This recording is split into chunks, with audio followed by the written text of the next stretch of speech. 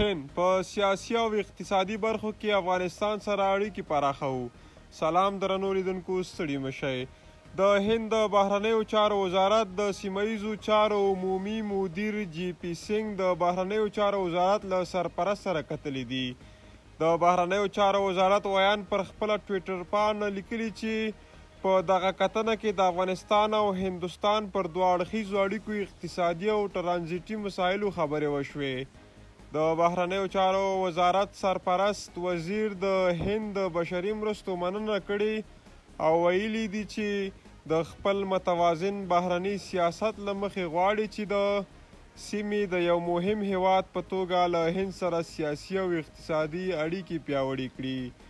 جی پی سنګ په دغه کتنه کې ویلي چې هند لیواله دی چې د چابهار بندر له لارې له افغانستان سره سوداګري ته وده ورکړي.